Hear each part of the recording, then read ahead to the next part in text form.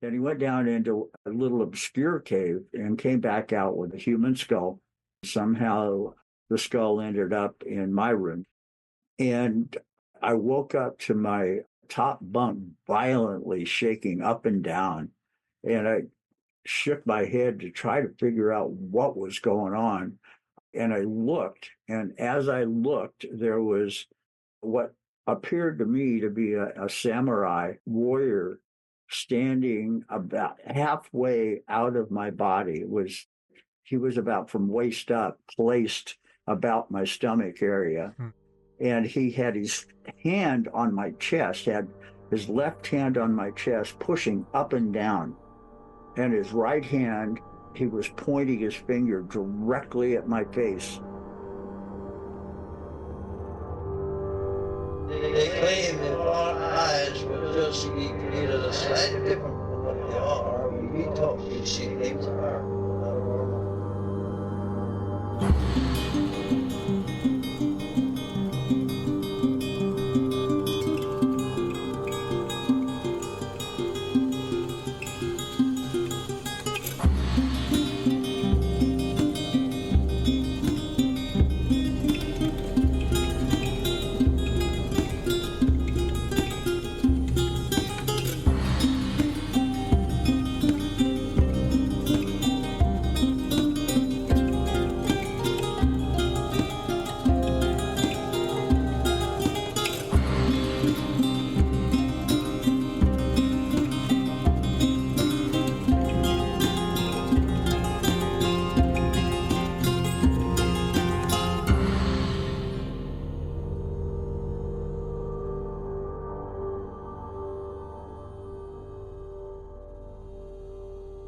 Welcome to Strange Familiars. How you doing tonight, Allison? I'm doing well. Happy to hear it. On tonight's show, I'm going to be talking with Terry, who has the story of a samurai's ghost, some ghosts in a theater, and more.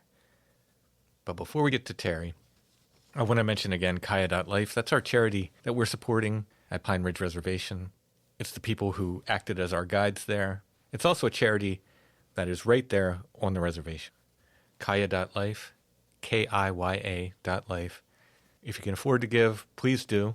Like I said, their residents are doing their work right there on the reservation. Once again, it's Kaya.life, KIYA.life. The namesake of Kaya.life has been undergoing some medical procedures recently and has had to go to, I think, a Mayo Clinic or something. Pretty serious stuff. So there's a separate GoFundMe for Kaya, who's the namesake of Kaya.life. I'm going to put the GoFundMe link in the show notes. Oh, good. People can click that, and please help out if you can. And all of our thoughts, wishes, and prayers for her recovery and for her family and everything. Of course, absolutely. On Saturday, April 26th, I will be doing a book signing at Jeremiah Crow's House of Oddities in Elizabethtown, Pennsylvania. Which is an adorable town. Oh, I love Elizabethtown. Yeah, it's really, I drove through there on my way to Hershey the other day. Jeremiah Crow's House of Oddities is at 6 North Market Street in Elizabethtown. I'll be there from 12:30 p.m. to 3:30 p.m., but if, like I said before, if people are still showing up, I'll stay till, I think he closes at 5 or 5:30, I forget. So if people are showing up, I'll stay. It's a really cool little museum, I guess a dime museum. It's interesting because we've seen the iteration of these sort of dime museums in this area from Baltimore to Gettysburg to there, and some of his exhibit we've seen kind of travel through the hands of these different curators. I think the rule is don't let me buy a t-shirt or it goes under. So again, that's April 26th. Come out and see me if you can. I will be signing copies of my newest book, I Have Never Minded the Loneliness, Hermits and Their Stories, but I'll bring a few of my other books to sign as well, and some prints of hermit artwork. Hope to see you out there. Alrighty, without further ado, let's get to Terry's stories.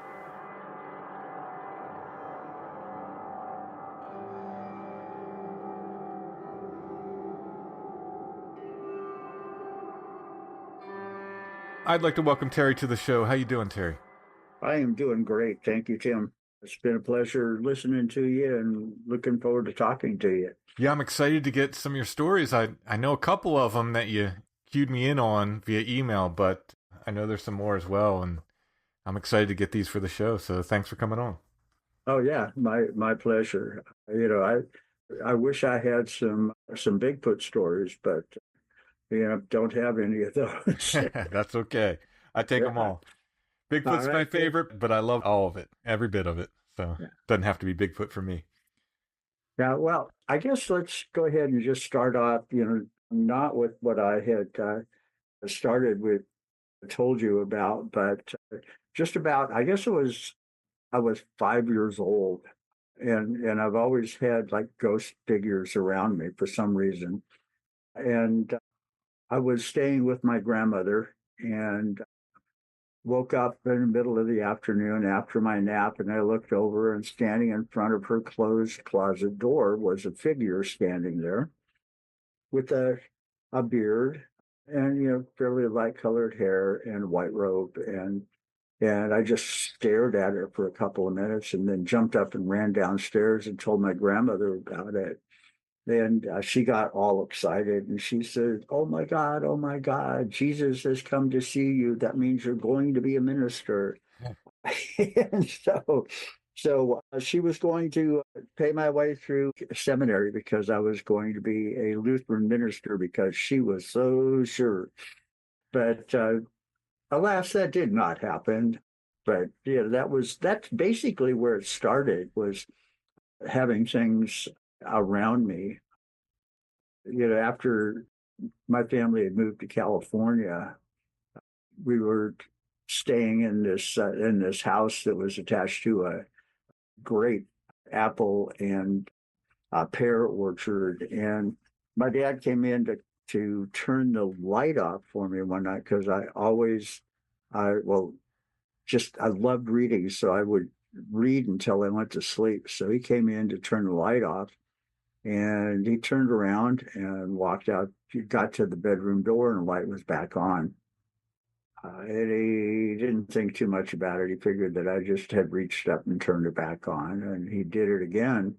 And before he got back to the door, the light was back on.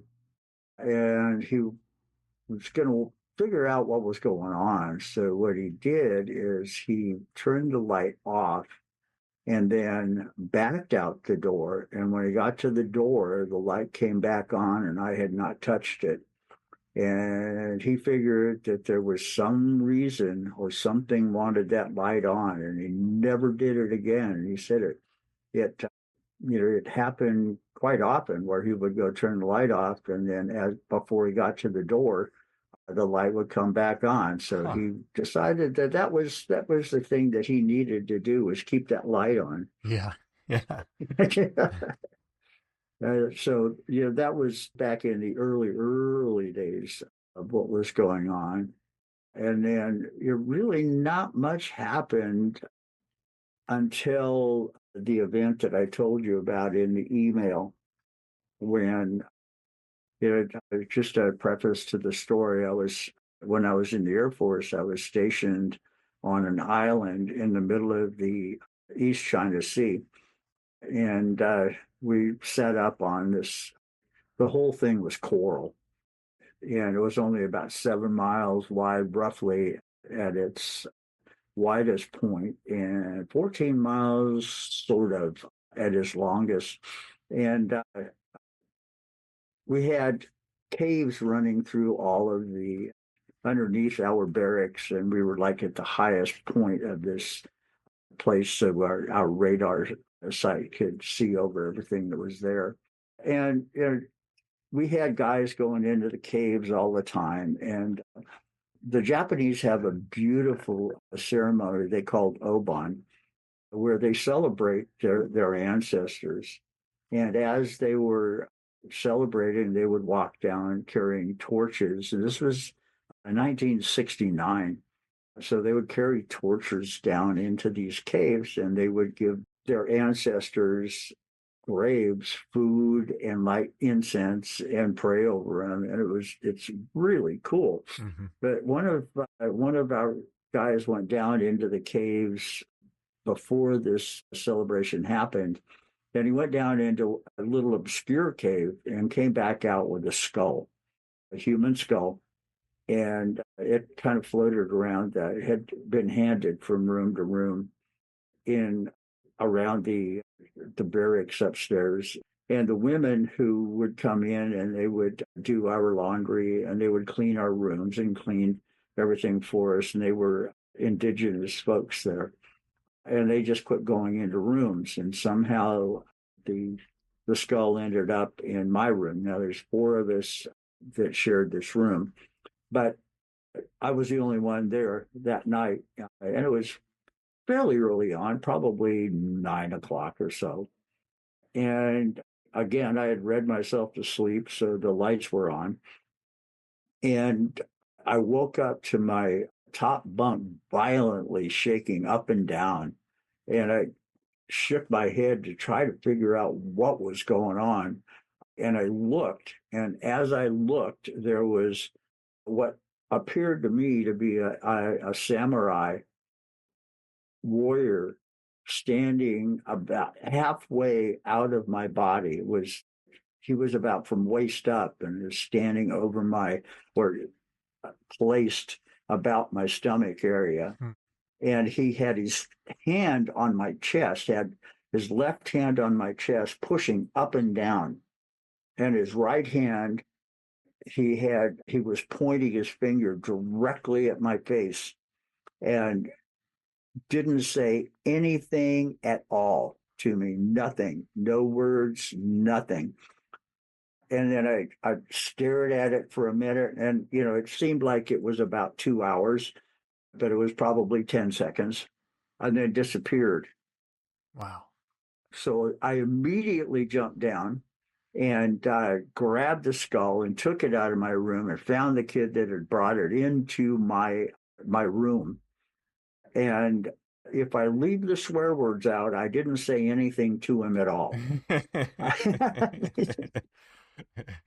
Needless to say, I was really upset. Yeah. And the skull did not come back into our room. And they took it back down and placed it back where it belonged, after I had yelled at them for how stupid I felt they were because they had done this stupid thing to remove a skull from a grave. And, so I had trouble sleeping a couple of nights after that. And finally, I didn't worry about it anymore. And it was never another incident, but man, that was enough. It only took one. So could you feel his hand on you? Oh, absolutely. Yeah, I could feel his hand directly on my chest, and the bed was definitely moving up and down. There was no doubt about it at all. And that was him shaking you? Shaking me, was pushing up and down on me, making sure that I was totally awake. Wow.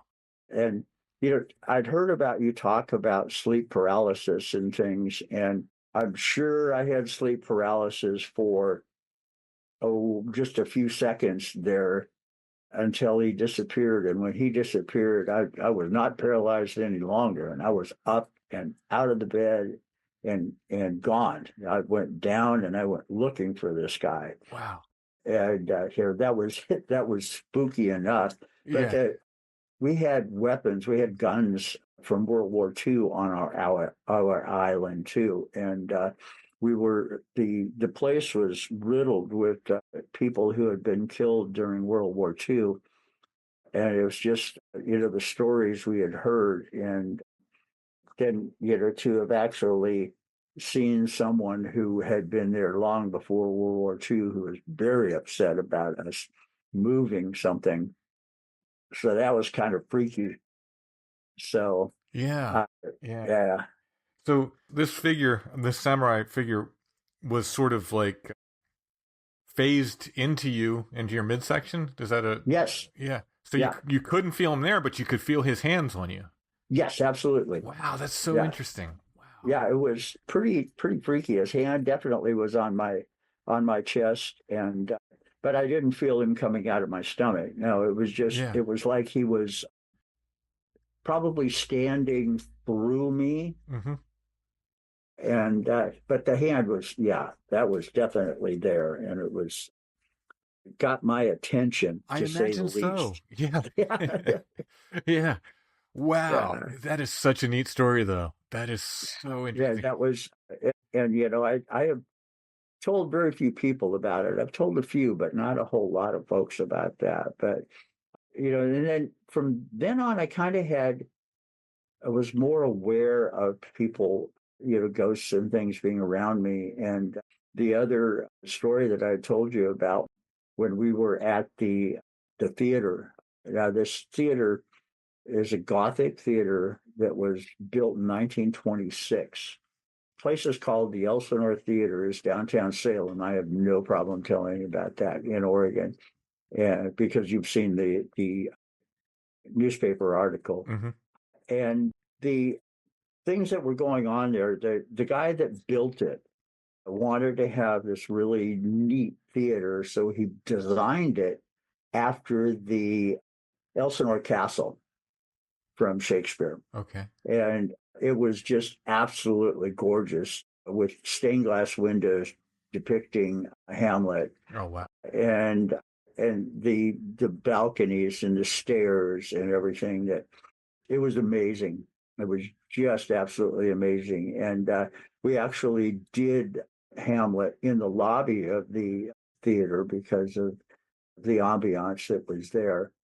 But there was always stories about the guy staying there at night when the construction was going on, and he would go down and inspect in the mornings to make sure that they were building everything the way he wanted it to be built. But I hadn't thought too much about that until one night when I was always the last one out because I was a technical director and I had to make sure everybody had to be out of there. And the first story that I told you about was I was walking from one balcony door to the other, and it's something I did all the time. And we had, I don't know if you know much about theater, but the theater tradition is to have what we call a ghost light on stage. And it's just a single light on a pole of some sort. And it's one light bulb, and that's it. And it's a bare light bulb. And that was the only light that was on in the building. And as I was walking across the balcony, I happened to look up at the projection booth area, and there was two shadows up there. And with only one light source, there should have only been one. Hmm. So I stopped, and the other shadow did not stop. Hmm. And it walked through my shadow and walked to where the projection booth is, and then just walked through the wall and was gone. And I stood there for a really long time and wondering what was going on. I thought, this is too bizarre. But I walked out, I went ahead and finished my rounds and went home, and I told my wife about it. And she said, "Oh, wow, that's really cool." Hmm. And I said, "Yeah, but I don't know where he went. I don't know who it was." Right, right. And then, yeah, the other part that was in the article was about the pebbles. When we were doing Shakespeare, we were doing a rehearsal, and we were just sitting on the floor, on the stage floor, talking about the play and trying to figure out what we were going to do next. And a pebble fell, and we didn't think anything about it. And then another pebble fell, and we didn't think anything about it. And the third one fell and hit somebody, and I thought, we've got to figure this out. We got to see what's going on. So two of us climbed 60 feet up in the air. It was 64 feet from stage floor to the grid. And the grid was, we had an old wooden grid, which was 2x4s stood on their sides Wow. and just went 80 feet across the theater with all of the pulleys and everything that go down the lock blocks and things that were up there. And it was just, and there was an area where it was like a piece of cardboard or something that had been put across one of these little 2x4 holes. And there was a stack of pebbles up there. And it was, it was a beautiful stack. It was artistic. And you could tell that that somebody had spent time doing that, and they were tossing them off. But the only way up there and the only way down was the same ladder that we had climbed up there to figure out what was going on. Wow. They evidently either did or didn't like what we were doing and figure out which way it went. I was hoping that they liked what we were doing. But the other very spooky thing was, as we were rehearsing one day, there was a person standing in front of the orchestra pit. We kind of noticed, but didn't really notice that much. And because we're used to people coming through the doors and just standing there and watching us for a bit, and then they'd go away. And this person turned around and walked away. But they walked away through the seating area and not up an aisle.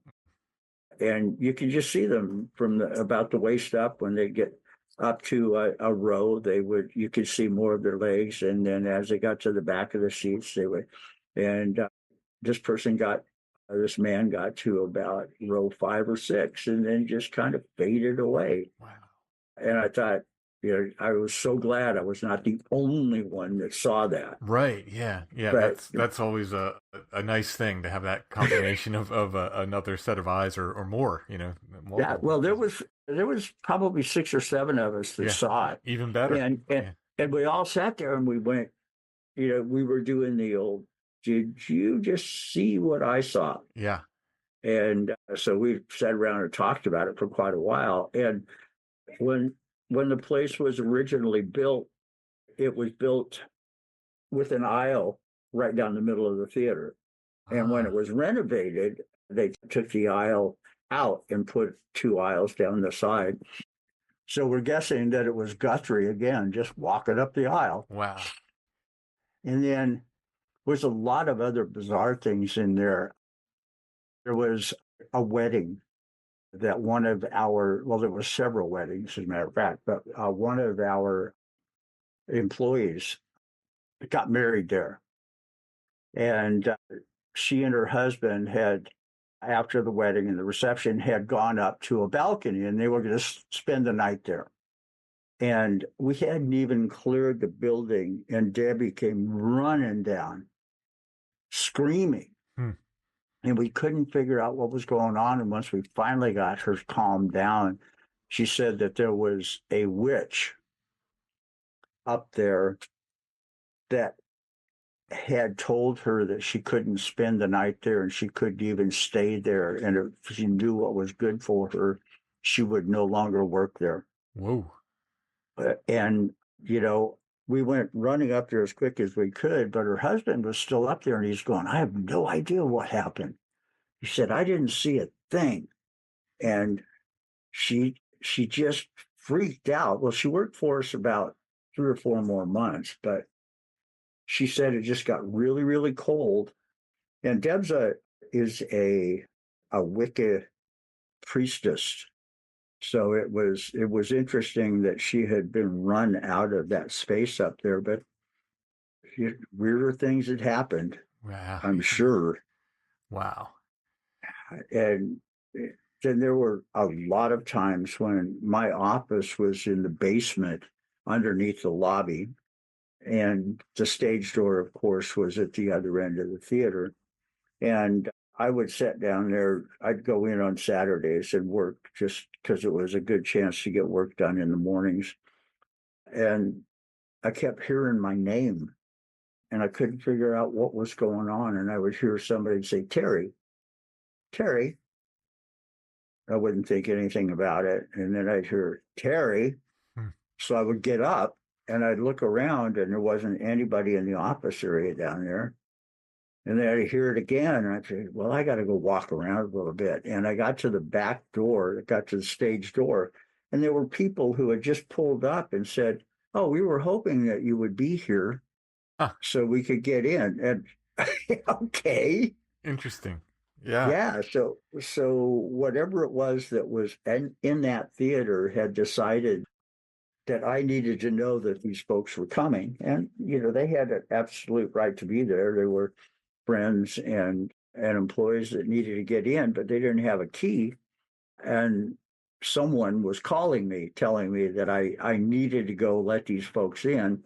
And they hadn't even gotten there yet. So that was pretty interesting. Yeah, that is interesting. Yeah, hey, they're coming. The most fun, though, was I think when my wife would go down with me, she'd always wanted to go into the theater before me because, the old story about the lady in white, there's always a lady in white. Mm.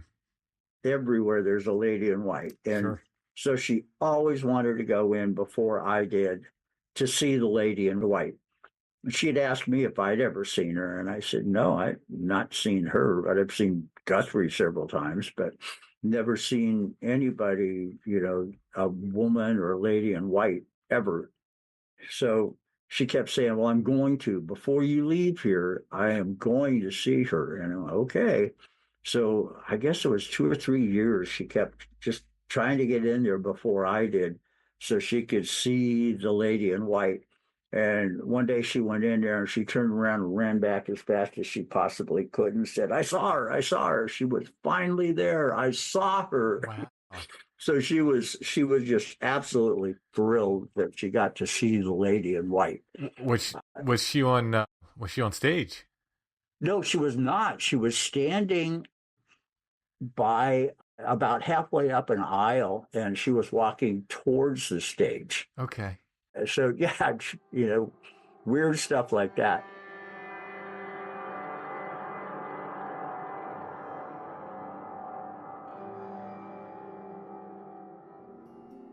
I Have Never Minded the Loneliness, Hermits and Their Stories, is the latest book by Timothy Renner. What compels a person to leave behind society, forsaking family, friends, and the comforts of modern life to live in solitude? The hermits of the 19th and early 20th centuries are as fascinating as they are mysterious. These enigmatic figures often became the focus of public interest, with newspaper stories turning them into local legends, folk heroes, and symbols of a life apart.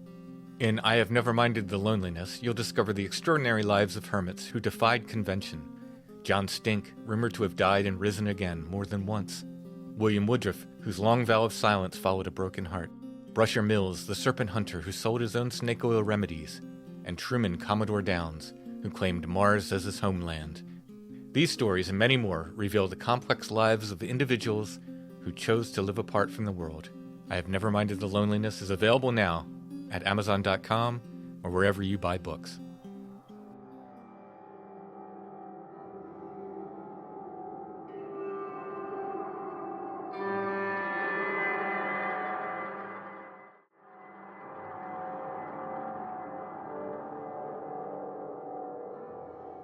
The ghost light theory, of course, I'd like to go back to that just for fun. The ghost light theory in theater people are probably the most superstitious people on the planet. Yes. I mean, you can't, there's if you said Macbeth on stage and you were not in that play, or it wasn't a line from another play, you had to spin around 3 times a spit and run outside. Yeah. And I have a story about that I'll share with you when you're done. okay, cool. And so, yeah, people were always superstitious. And the ghost light, the story for the ghost light was that the theater ghosts were little imps, and they would run around and they would move props and things. And of course, theater people never lost a prop or misplaced one ever. It was always the theater ghost or theater imp that did that. So the ghost light was to keep them from doing that. The truth of the matter is the ghost light was there just simply to keep people from falling into the orchestra pit and not becoming ghosts. Right? So, yeah, what about your superstition story? So, in college, I had run out of art classes to take, and I needed more just classes, just free credits. And I thought, well, yeah, I'll take some theater classes, theater scene design and costume design. That's like art, you know? Yeah. And I found I really loved it. I really did enjoy it. But you probably described me in college as we'll say ornery, but I'm sure the other people would have described me as a bit of a and Yeah. I would walk through the theater because I knew the superstition, because I was told, you know, Yeah. and I would walk through the theater just humming constantly, la da da da da da da, Macbeth, Macbeth, Macbeth, la da da da da, and just drive the theater people crazy. Stop it! Yeah. Yeah. We had people like you in our theater. Yes, we did. Yeah, there was an incident where somebody had done that, and it, it's only if you believe it that it makes a difference. But there was a person that had given us a hard time, and we decided that he was probably one that said Macbeth several times walking across the theater, and he actually did it and turned around, and we had lowered one of the lighting battens to hang some more lights, and he didn't know it, and he turned around and walked right into it and dotted his forehead, and we went, see, that'll get you. It'll teach you. But having said that, I really enjoyed it, and I did not like having no exposure to theater. That literally, it was just like I was going in like, let me take these classes. I loved it. I loved the people. And I told you via email, I am not surprised at all that a theater would be haunted. It seems like such a liminal place and such an ideal place for these type of hauntings to happen. Yeah, I went to college to be a zoologist, and my wife and I lived in Texas, and University of Texas was right there, and we used to go to a little place called Bastrop Opera House, and that's how I got hooked. As on Saturday nights, they would have dinner and theater, and dinner usually was, tuna casserole and on paper plates. And then, you do the theater because the UT students would go there. And I got hooked on theater doing that. And they got me on stage one time doing playing a kazoo for some weird reason. So I ended up teaching technical theater. I taught lighting design, and set construction. That was fun. It was a great career, and I retired. I worked till I was 75 because I loved it so much. Oh, that's great. That is great. Yeah, I very much enjoyed it, and I tell you, some of those theater teachers were better art teachers than the teachers in the art department at my college. So yeah, I really enjoyed it. Well, I draw every day, and I've got one actually. There was I listened to someone about the witches dancing across her shelf in her bedroom. Yeah. So I drew a picture for that, and I will send that off to you. But great. I got a couple other little quips here too, little stories. Yeah. Just before we move on, just a little bit of commentary about. I'm very interested in the story of the pebbles because these pebbles and thrown stones and things like that come up in poltergeist accounts. Yes. All the time, and I was wondering if anybody touched them. Did they? Because often they're reported to be warm to the touch. Well, actually, we did. We moved them because we were afraid that they were going to continue falling. Mm-hmm. So we had moved them over to the actual platform, and I think, honestly, I don't remember feeling them. Mm-hmm. They weren't cold and they weren't hot, but they were probably, just. I felt that they were stones, but I didn't notice the temperature at all. So they could have been warm. It could have been body temperature kind of thing. And was there anywhere in the theater that someone could have gathered stones from? No, absolutely. Yeah, that's so interesting. So, and because there just wasn't. There was no stones around. So, and to get up that 60-foot, the pile of stones was probably, let's say a half-liter soda bottle. It was about that height. Wow! And in a perfect cone shape, and so being tossed down at us one at a time. Yeah. So that's another thing, like sort of the neat arrangements and the things balanced in odd places. I mean, these, you hear about these again with sort of poltergeist accounts. Yeah, Super it's interesting. well, Super interesting. it, I had actually a poltergeist thing that happened when I was about 13. My I don't know, I've just always felt that I've always had somebody, just right with me always. Hmm. Just off to one side or just behind me, and occasionally I would see them quickly, but occasionally. And my mom and dad and my sister and I had gone out to dinner, and we came home, and between our dining room and our living room, we had a room divider. It wasn't a huge room divider. It was just a, little metal shelving unit that we had there. And mom was a craft person. She had craft stuff everywhere. And there was a huge, I mean, gigantic, probably 20 inches by 10 inches ashtray sitting on top shelf in this place, on the room divider. And when we came in through the garage, walked through the kitchen and dining room, and then the ashtray was in the middle of the living room floor Hmm. in pieces. Oh, wow. Yeah, I mean, and in the middle of the living room floor, so it was about 10 feet away from the room divider. Hmm. And growing up in Eureka, California, there was lots and lots and lots of earthquakes, but an earthquake wouldn't pick up just one thing Yeah, and exactly. move it to the middle of the living room floor and then drop it. Right, right. So that was pretty interesting and got my attention because of the story my dad had told me about the lights not wanting to turn off. Hmm. So yeah, and now my wife and I moved to an old farmhouse outside of Salem, Oregon here. And we had uh, done some renovation on this house, and it was, just an old, it looks like somebody had just tossed a handful of room seeds out in the middle of this field, and the rooms grew up because there was not much rhyme or reason to the rooms.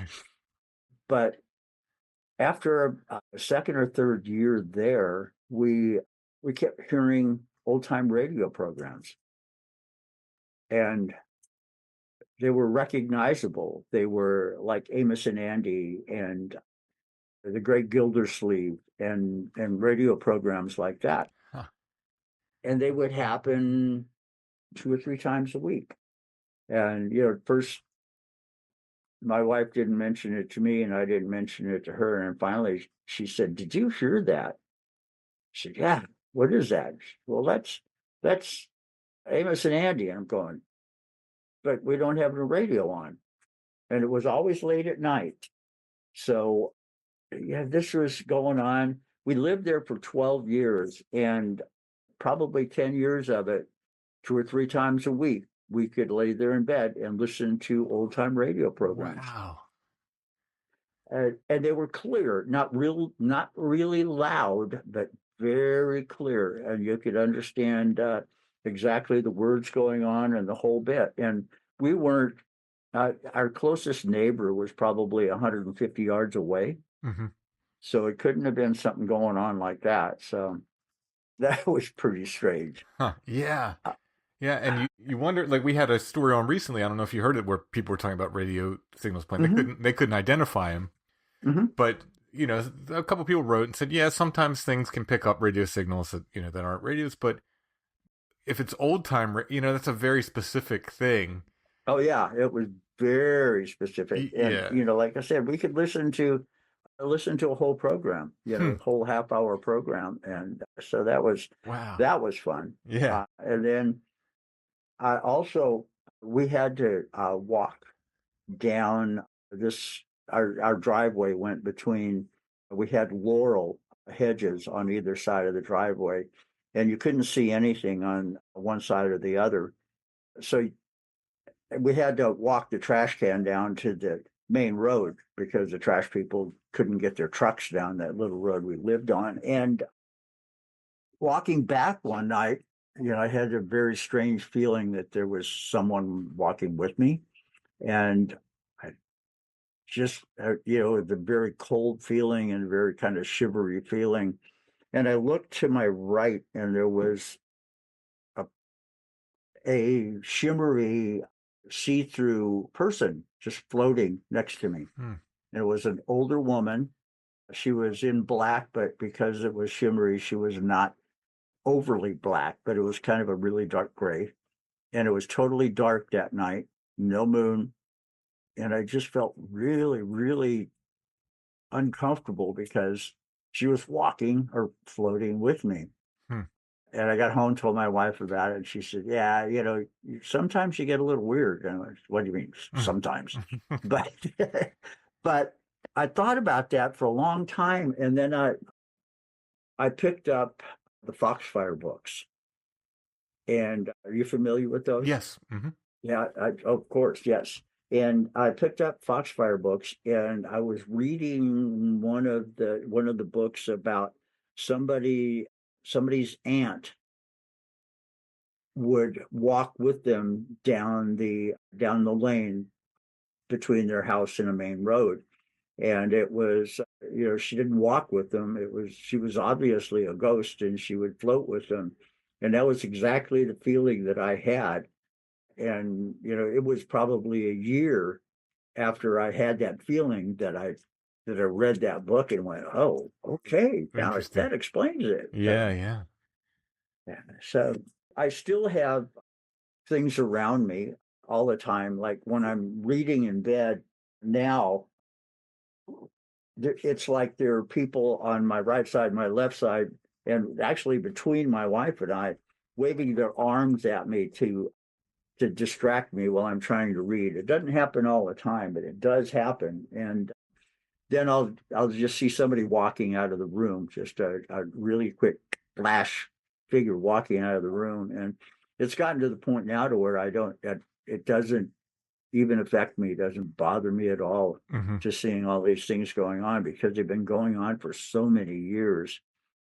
I feel it's fun. It really is now. I don't feel threatened by any of it at all. So yeah. So why do you think, and people have asked me the same question, but I like to ask people as well who've had repeat encounters, throughout their life. Some people say, I've waited my entire life and never had anything like this happen. Why you? Why so many things happen to you? So, have you thought about that, and do you have any answer for that? I have. And I'm kind of one of those where I feel like I'm really interested in the chaos theory and also string theory. And I almost feel like there's a kind of, I'm kind of between dimensions solidly in this one, but occasionally there's a dimensional shift. And it's a fluke of when I was born, where I was born. And it happens. I feel like it happens to people, just a few of us, but we get to see more than other people do because our brains are wired just a little bit different, and we actually have a better vision of what's going on. I'm sure that there are a lot of other people out there that see it that dismiss it. And Yes. after a certain amount of time, having dismissed it so many times that it becomes, it just goes away. They no longer have that dimension or that vision that goes with it. So yeah, I've thought about that a lot. I had an incident happen here that was a pretty nasty incident where my son-in-law, who is a retired California Highway Patrolman, told me that, well, what happened is I was coming home one night, and it was the only car within 200 or 300 yards of me, and the car in front and the car in back. and a guy jumped out in front of me, and I hit him and killed him. Ooh. And my brother-in-law, after because I called him and I said, "Hey, my son-in-law, I'm sorry, my son-in-law," and I said, "What, this is what happened." And he said, "Okay, go get counseling and help." And I said, "Okay, yeah, I'll do that." And then he called me back about 10 minutes later and he said, "I think that you were put there at that time to take this guy out, because we didn't know it until later that he had actually cut somebody's throat and was trying to escape and thought that he was going to hijack me," which was a little weird because I was doing 75 miles an hour. Huh. And he shot at me, and a bullet went right in the windshield, right in front of my forehead. But fortunately, it ricocheted. Wow. But my son-in-law said, "I think somebody's trying to tell you that you were the guy that needed to do this because you could do it. You could take it. You weren't going to freak out by it." Mm. And so, that's kind of, there's a protector around me. And my friends who know me very well call the people that I have around me as shadow people, my shadow people. And they've felt them. I have two friends that have felt them. So it's kind of, there are a few of us out there that have been given this feeling, this extra just spark in the brain that allows us to see these things, because I believe it's everywhere, but we're just kind of the ones that get to see it. Yeah, yeah. I've likened it to, a gift versus a talent. And I've said this many times on the show that I think Yes. I think some people were like me with drawing. I've just always been able to draw. I've never had to practice too much. It's always been there. But music, I have to work and work and work. And if I don't practice, it goes away. And I think that it might be like that. Like it might be some people just it's just there for them and they don't have to work at it.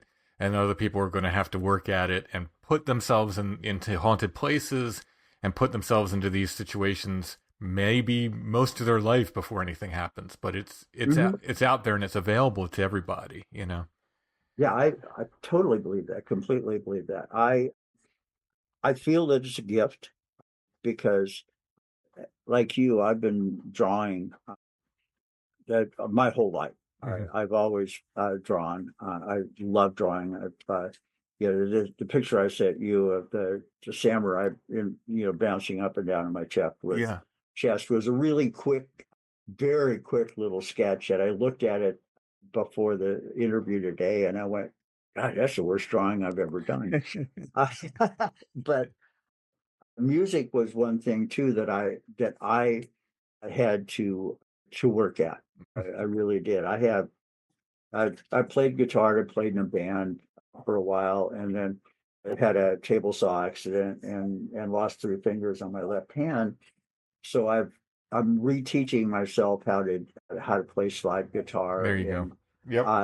A dulcimer that I don't have to use my left hand to hold strings down. So Mm-hmm. so yeah, I have to work at music, really. Yeah, I had an MS attack a few years ago, and I'm sort of in the process of doing the same thing, kind of relearning how to deal with, now that my fingers are numb, and how to deal with music, in the wake of that, so.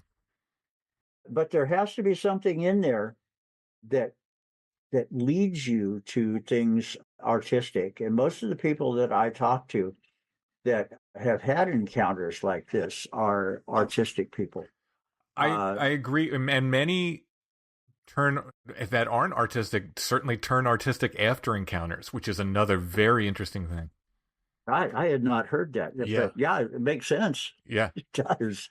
Yeah, it sort of wakes up the creative spark in them, and they want to get back to it, or people who have put it aside.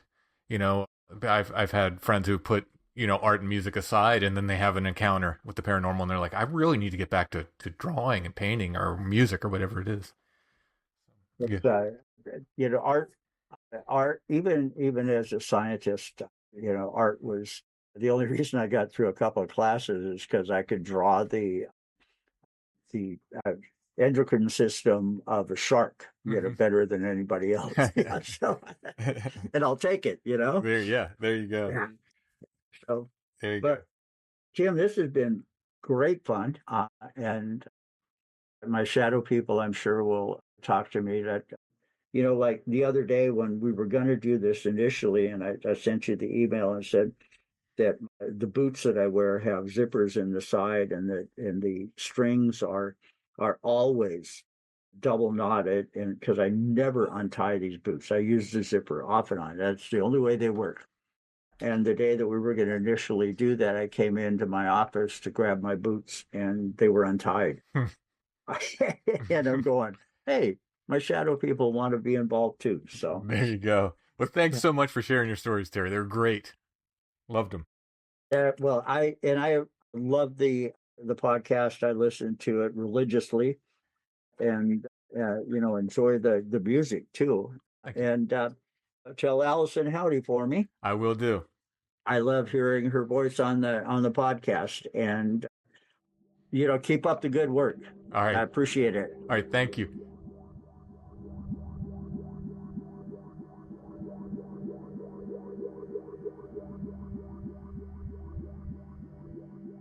Strange Familiars is brought to you by our patrons. If you like Strange Familiars and you'd like to help us make the show and get extra content besides, you can become a patron at Patreon. It's patreon.com/strangefamiliars. All of our patrons get commercial-free versions of the weekly shows, plus extra content. We do at least one full exclusive episode for our patrons every month. Sometimes we do more. Once again, it's patreon.com/strangefamiliars. Another advantage our Patreon patrons get is they get to take part in an ongoing paranormal experiment. You can jump in on that anytime this year, and we might continue it after. We're going to see how it goes for the first year, and maybe we'll continue it after, but it's not too late. You can jump in at any time on that for our Patreon patrons. There's also a program on Apple Podcasts. It's called Patron of the Strange there, and our Apple Podcast subscribers get commercial-free versions of the weekly shows and the extra shows monthly as well. And I'd like to thank our patrons, no matter where they're signed up. Thank you so much. We could not do the show without your help.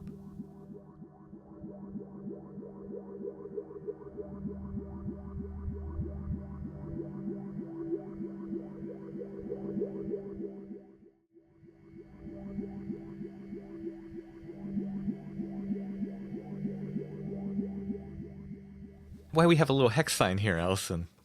Yeah. With one of the more popular towns in Pennsylvania, I'd say. Yeah. Not Philadelphia. No, it's a town without none of us would be here. Not Pittsburgh. No. It's Intercourse, Pennsylvania. And ironically, so this is a little coaster for drinks. It's a little paper coaster. It's got a hex sign on it. And it says Intercourse, Pennsylvania. And ironically, it says love and romance on it. Was that done on purpose? Love, romance, and intercourse on the same... Well, I can't imagine why it wouldn't. I mean, I think when I think of Pennsylvania Dutch, I don't know that I think love and romance.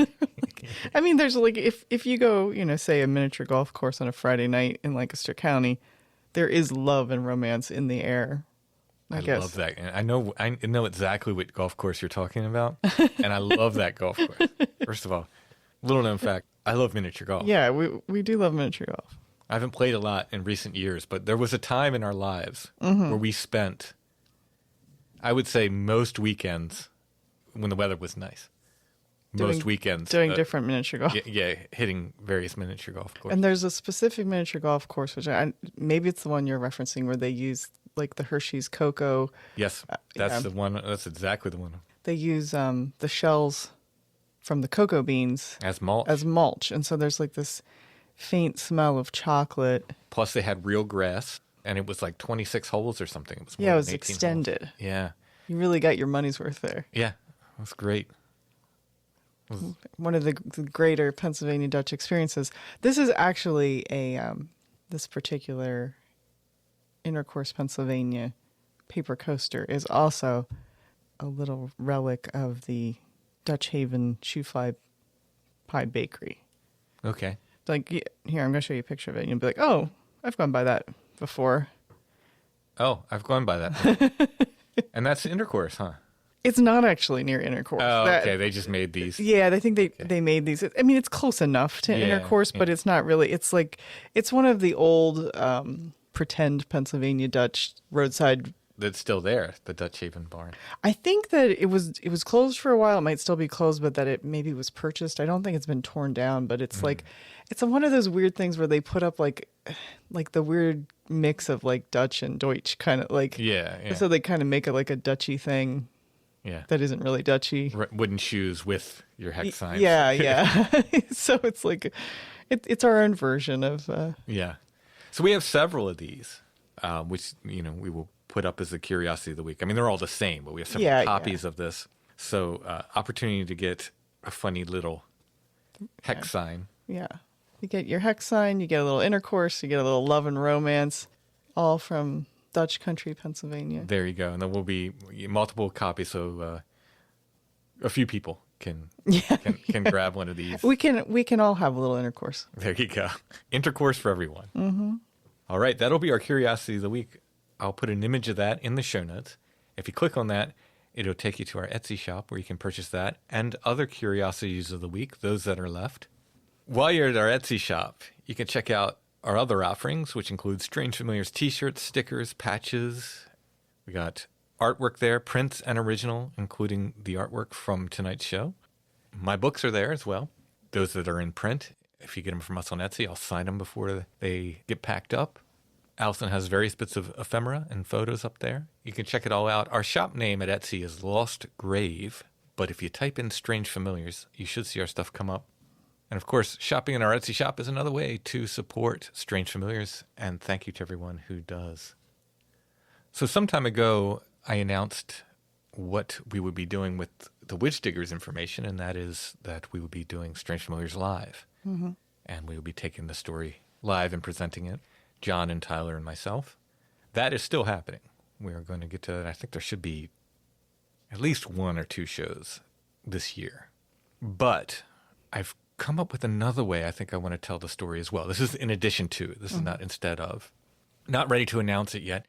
It's something I've wanted to do but I've never done before. And there's a long way to go and there's a lot of work to put into it. But I think I can get it done. If it doesn't work, I can always write a book. There you go. Which I might do anyway, along with it. Hopefully I can get this done. I'll feel more comfortable letting people in on the various details of it, later on. I'm a little superstitious about sharing too much before I know something's going to happen.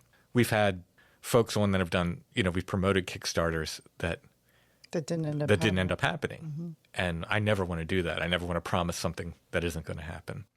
So I'm waiting till I'm a little bit further along on this project, and I feel like it's definitely going to happen, and then I'll let everybody in on what it is and when to expect it and so forth. But, you're like an expectant mother. You got to get past that first trimester. Yeah. I mean, in a way, I just don't want to overpromise anything. I've got. Yeah, you're good about if you say you're going to do something, Yeah, I do get things done. I mean, the Hermit book took me way longer than I expected, but it got done. But this is so different from everything else I've done that I want to make sure I'm well into it and can see the end on the horizon at least before I start promising anything. But so I just want to let people know I haven't forgotten about that at all. We haven't forgotten about the live shows. There's just more that goes into it. And with 3 of us involved and we all have, day jobs other than that. And there's a lot of work that goes into it. The Witch Diggers thing is still happening. We're still visiting Indiana. We're going back again. That tale will still be told. All right. I think that's it for this week. Thanks for listening, everybody. We'll be back soon with more Strange Familiars.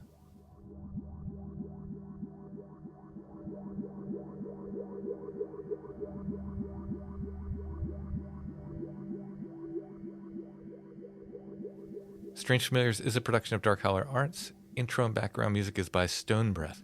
If you want to hear more or purchase music, you can go to stonebreath.bandcamp.com.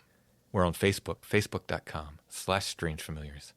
That's where you can join the Strange Familiars Gathering group, where we talk about not just strange familiars, but all kinds of weird history and paranormal and all things related to the topics we cover here on Strange Familiars. We're on Instagram at Strange Familiars, one word, no underscore. Please give us a like and a follow there. For Strange Familiars merch, go to strangefamiliars.com/merch, and strangefamiliars.com has links to pretty much everything we do, and you can go there 24/7.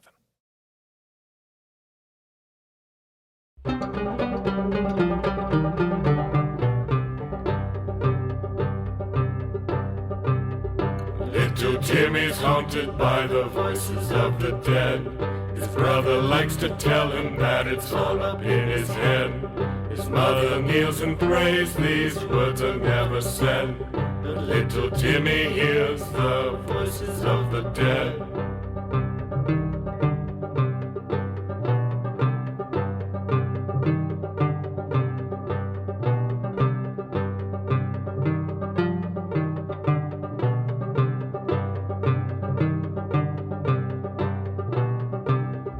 Little Jimmy listens to the sound of Sabbath speech.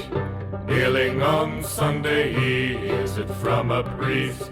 But lying in his bed a blacker talk is cast, and which his words now chill like icy drafts.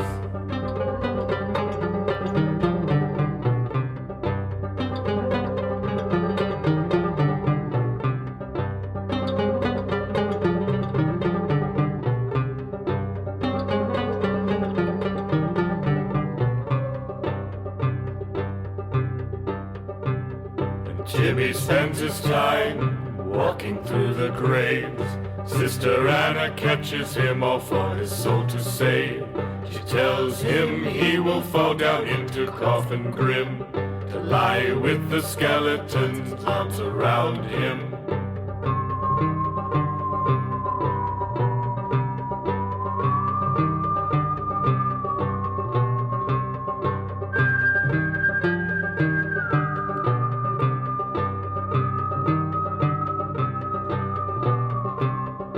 This is no deterrent for a boy who hears a ghost calling from the earth below, a single voice, a host. He sits among the headstones singing little songs, while his mother mutters, something here is wrong.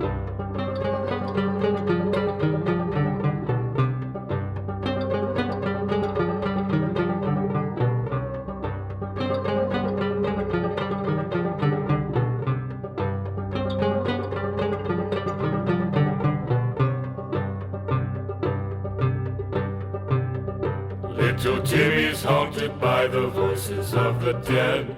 His brother likes to tell him that it's all up in his head. His mother kneels and prays, these words are never said. But little Jimmy hears the voices of the dead.